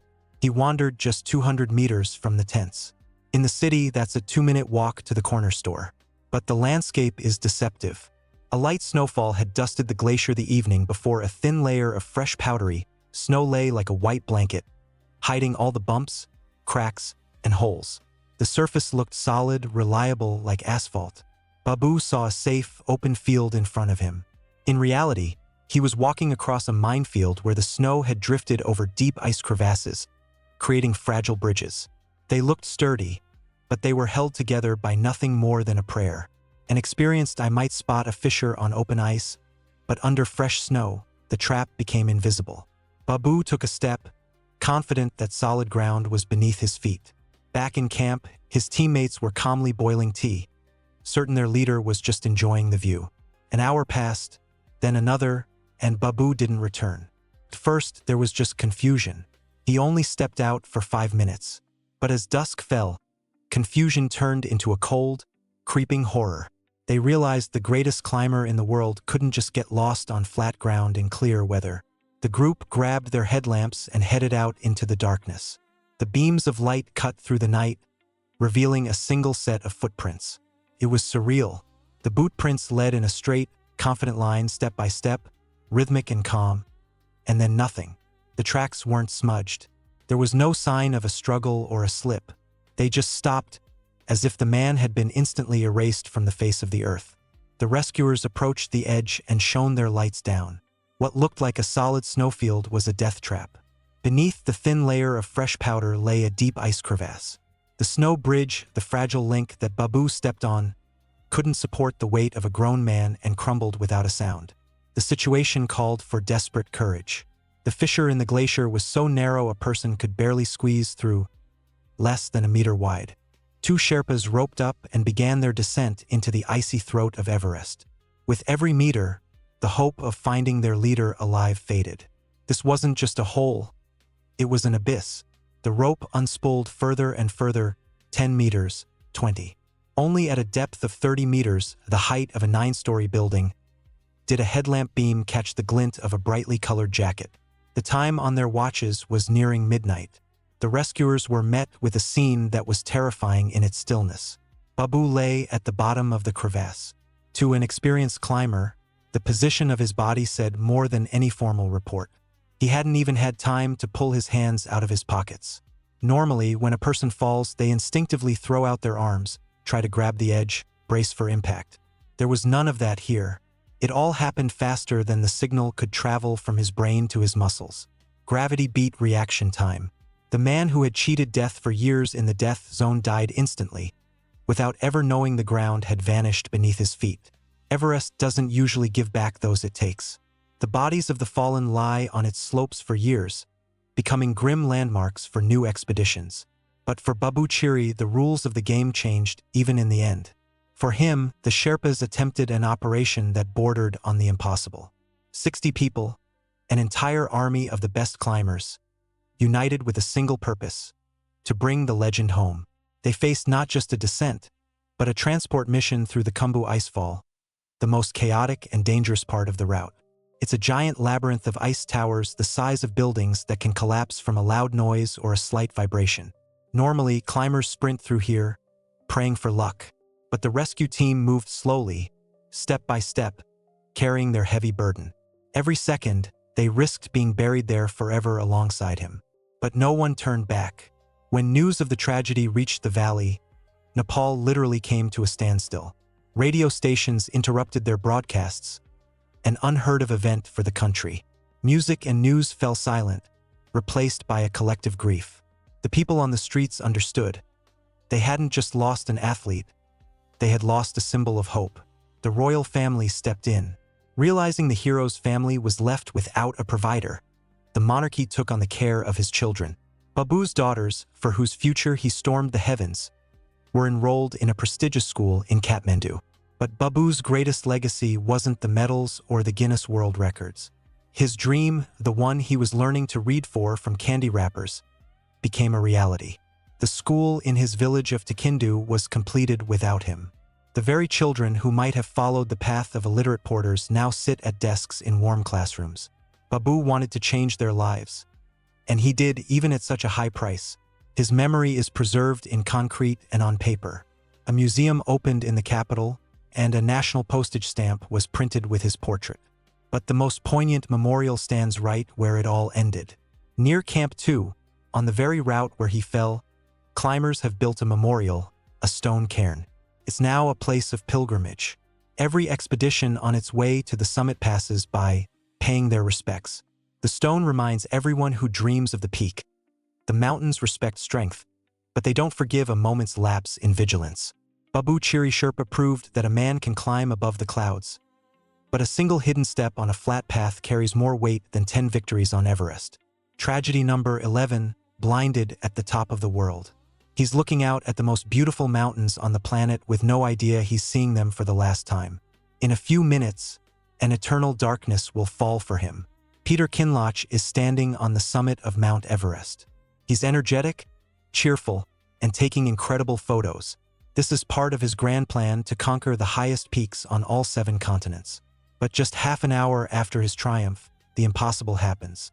On the descent, Peter calmly informs his team that he can no longer see. First, his vision blurs, then complete blackness. They are in the death zone. Here, every step requires absolute concentration, and Peter can't take a single one on his own. The experienced guides spend hours trying to get him down. They are literally dragging a grown man, physically moving his legs for him. But at an altitude of 8,600 meters, this is a titanic effort. The temperature is plummeting. Their oxygen supplies are dwindling. The team comes to a terrifying realization. Another hour, and the chance of survival disappears for all of them. They make a brutal decision. The rescuers go down. Peter stays on the slope, in total darkness and fully conscious. So, who was this man left behind in the dark? Peter Kinloch wasn't a professional athlete from a magazine cover, nor a millionaire seeking thrills. In his everyday life, he wore a collared shirt and worked at a computer. He was a civilian IT specialist for the Merseyside police, a regular guy from the office, not even 30 years old. But that was only one side of his life. The other was forged by harsh winds. Peter often spoke of his connection to the Isle of Skye, a place in Scotland where the weather can change 5 times a day and the cliffs don't forgive mistakes. That's where his character was shaped. Peter had a huge goal, the 7 Summits Project. He wanted to climb the highest point on every continent. By the time of his Everest expedition, Peter was far from a novice. It's important to understand this. He knew the death zone from experience, not from books. He'd already summited Kilimanjaro and Elbrus. He'd stood on the peak of Aconcagua in South America.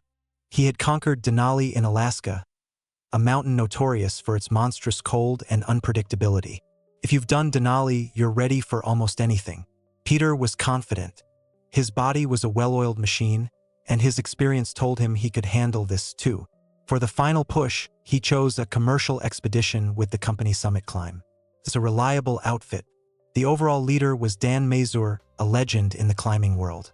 On the mountain itself, the summit team was led by Guy David O'Brien, people who knew Everest like the back of their hand. The route was on the north ridge from the Tibetan side, the path for the truly determined.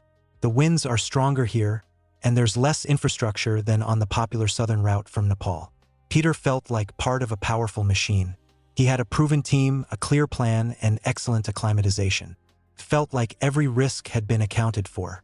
Midnight in the death zone is no time for sleep.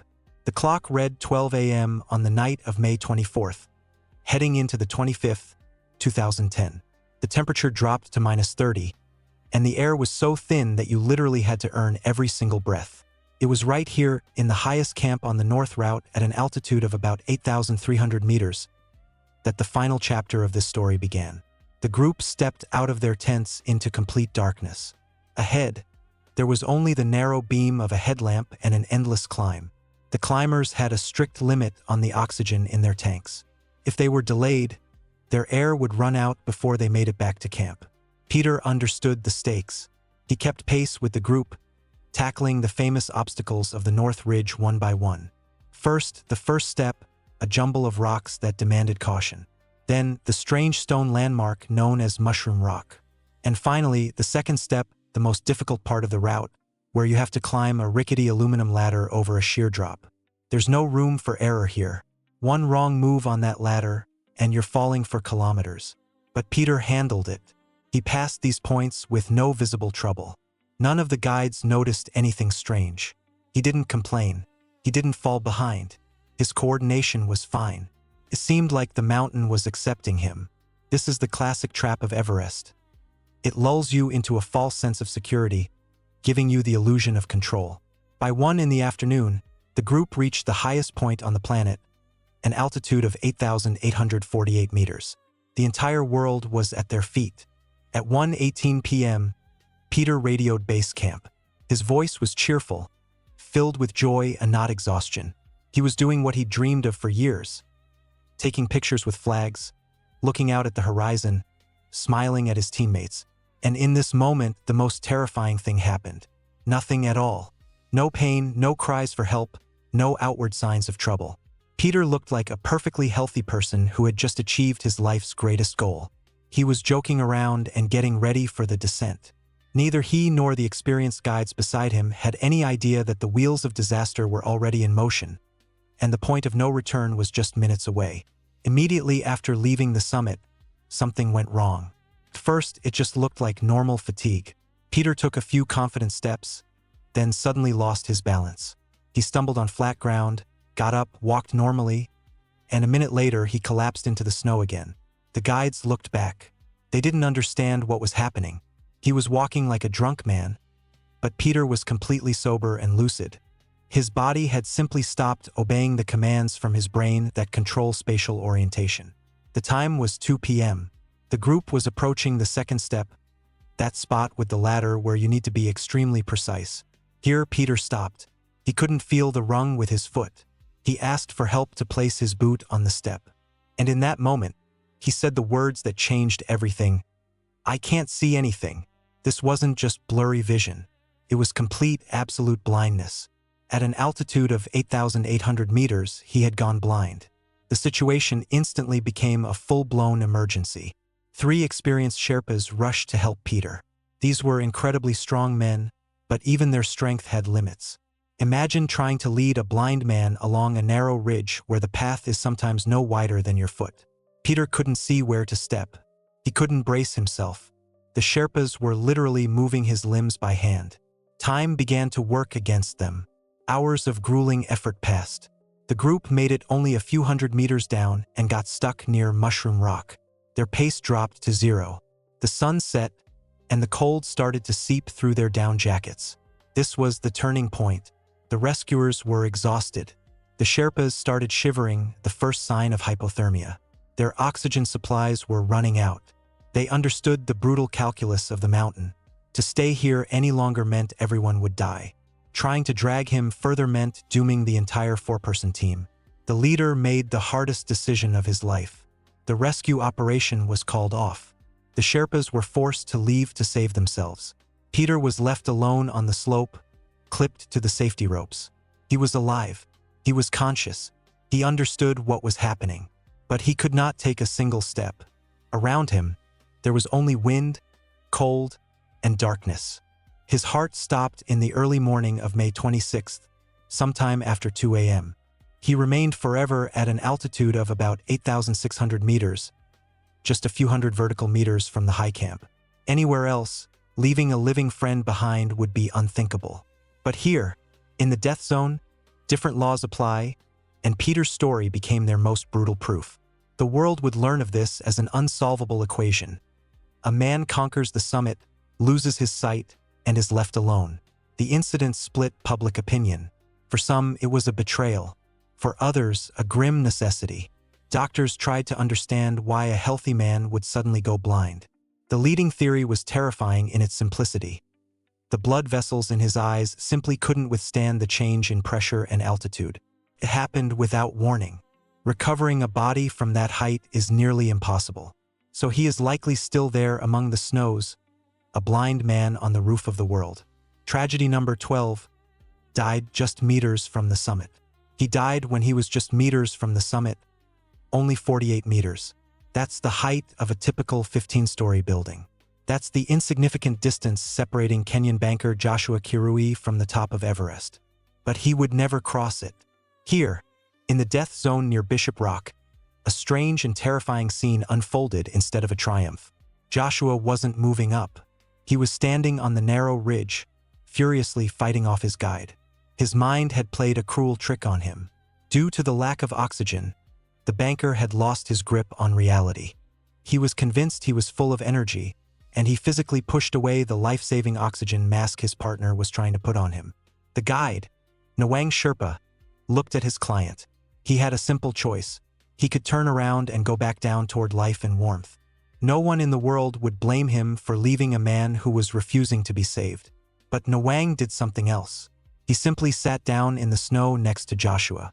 The Sherpa decided to stay. In the end, one died because of his own overwhelming ambition, and the other stayed by his side to the very last, fulfilling his professional duty. The story of this climb didn't end with a flag on the summit, but with 2 motionless figures forever left in the snow. To understand why this man was standing on the brink of death and refusing help, We need to come down from the heavens to earth, to Nairobi, to the offices of a major bank, KCB Group. This is where Joshua Kirui worked. To his colleagues, he was a quiet, modest introvert in a business suit, brilliant with numbers and strategies. But as soon as the workday ended, this clerk disappeared. His alter ego awakened.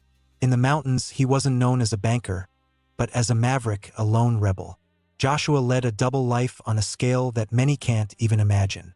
His physical fitness was beyond what most people can comprehend. What took professional teams days, he did in hours. He practically ran the routes on Mount Kenya. He competed in ultramarathons in Europe and Asia, pushing his body to its absolute limits. But this is precisely where the trap lay. Joshua made the classic mistake of a powerful athlete. He confused muscular endurance with high-altitude experience. He was convinced that if his legs could run for a day without stopping, his lungs could handle any thin air. A year before Everest in 2023, he got his first serious warning. Joshua headed to the 8,000er Manaslu. His goal? The summit without an oxygen tank. And he did it, becoming one of the few African climbers to summit Manaslu without oxygen. Sounds like a triumph, right? In reality, it was an alarm bell. During that climb, his body failed him. He developed high-altitude pulmonary edema twice. Any doctor would have called that a red card. But Joshua ignored the warning. He survived and drew a conclusion that would become fatal. I handled it then, so I can handle it always. He developed a rigid philosophy. Oxygen tanks were a form of cheating. He believed that using artificial air devalued the entire point of mountaineering. It was like driving a car in a marathon. He wanted the purity of the attempt. But Joshua was a banker, he knew how to calculate risk. So he didn't go completely alone. He hired Nwang Sherpa. Nwang was an experienced professional, but he had a very specific task. He wasn't just a guide, he was a shadow. His job was to be an invisible guardian angel, an insurance policy in case his client's self-confidence took him too far. Joshua was certain he was in control because he had someone nearby to back him up. He just didn't consider that at 8,000 meters, even the best guardian angel can be powerless. Joshua signed a document that sounded like a dark joke but was in fact a final safety measure. His contract with the expedition included a clause called "Go Bananas." It was an instruction for what to do if he lost his self-control. If the altitude robbed him of his sanity, he gave his guides permission in advance to forcibly begin a descent, even if he resisted. Joshua understood. Without oxygen, the brain can shut down before the legs do. He was trying to buy safety with money, so he geared up like an astronaut, heated socks, battery-powered gloves. He believed technology would compensate for the lack of air. But nature had other plans. The weather closed the summit window. Joshua sat in his tent and waited. He developed the infamous Khumbu cough, a dry, barking cough that tears at your ribs. He was growing weaker before he'd even started the final push. But he had a plan. For Joshua, this was a business project. He set a hard deadline, Wednesday, May 22nd. On that day, he must be standing on the summit. No, maybe, the night of the assault, May 21st. Camp 4, altitude almost 8,000 meters. The atmosphere here was heavy. The groups were on edge. Just the day before, the mountain had claimed 2 climbers. People were scared. But Joshua stepped out into the darkness. On the narrow, icy ridge, the very thing he feared most happened. A traffic jam. A line of people moving dangerously slow. For a climber with an oxygen tank, this was just an inconvenience. For Joshua, climbing without oxygen, it was a death sentence. Every time he stopped in line, his body got colder. His battery-powered socks were on, but the warmth inside him was fading. Just 240 meters from the summit, he did something that, in hindsight, felt ominous. Joshua pulled out his phone. He sent a video message home. On screen, he looked confident, even cheerful. He said the summit was close. He believed it, but it was an illusion.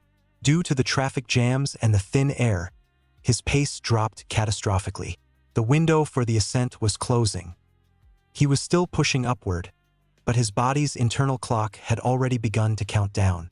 Instead of the quick final push he was counting on, what began was a slow, grueling crawl toward the point of no return. At 8,810 meters, near a feature known as Bishop Rock, Joshua ceased to be himself. His movements became erratic, jerky, uncoordinated. His guide, Nwang, realized this wasn't just exhaustion. It was high-altitude cerebral edema. The brain was swelling inside the skull. He grabbed his radio and yelled to base camp, "My client is delirious." Nwang pulled out an emergency oxygen bottle. It was the only chance to bring Joshua back to his senses. But then something incredible happened. The banker started to fight back. He was suffering from anosognosia, a terrifying condition where a person is so impaired that they're completely unaware of their own illness. A dying man convinced he was perfectly fine. Joshua physically shoved the mask away, tearing himself free and fighting the very person trying to save his life. Down at base camp, they could hear the chaos unfolding over the radio. A voice crackled back with a firm order, "Keep trying. Do not leave him." Those words essentially chained Nwang to the spot. He couldn't leave until he had exhausted every option, even as his own oxygen supply dwindled with every passing minute. Sometime later, another climber from a different group passed by. What he saw was like a chilling frozen tableau. Joshua was lying just off the trail, unconscious. Nearby, sitting directly in the snow, was Nwang. He was motionless. His eyes were open, but they were staring into nothingness, a profound stupor. His oxygen had run out long ago. He was just sitting there. Sometime on May 22nd, the radio fell silent for good. The airwaves went quiet. When a rescue team finally reached their location, they found Joshua's body in an icy crevasse at 8,800 meters. He was just 48 vertical meters from the summit. But beside him, there was no one.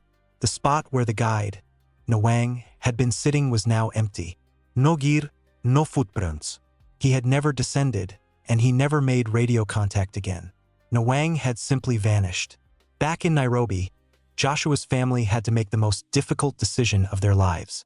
Joshua's father called a halt to any recovery operation. The family knew that trying to retrieve a body from that altitude would be a death sentence for any rescuer. They decided not to risk the lives of the living for someone who was already gone. In the end, Joshua became a symbol of African ambition, a man who proved he could challenge the world's elite. But the price of that proof was beyond measure. One man was left on that mountain because his will to conquer was too strong. The other was left there because, until his very last breath, he could not abandon the man who had placed his life in his hands. And that, in the end, is what Everest does. It strips away everything: money, gear, experience, even sanity, and leaves only the rawest version of who we are. Some of these climbers were legends, some were dreamers, some were just ordinary people who wanted to touch the sky. But every single one of them learned the same brutal lesson. The mountain doesn't care. It doesn't care about your record, your charity, your family waiting at home, or your last words on the radio. It only cares about the ice, the wind, and the cold. And if you're lucky, you come back down. If you're not, you become a part of the mountain, a frozen marker, a story whispered in base camp by the next generation of dreamers who think they'll be the exception. If you made it to the end of this video, you're one of the few who truly understands what's at stake up there. Subscribe to this channel for more stories from the edge of human endurance, and hit that like button to let us know you made it back from the death zone with us. Stay safe, stay humble, and never underestimate the mountain.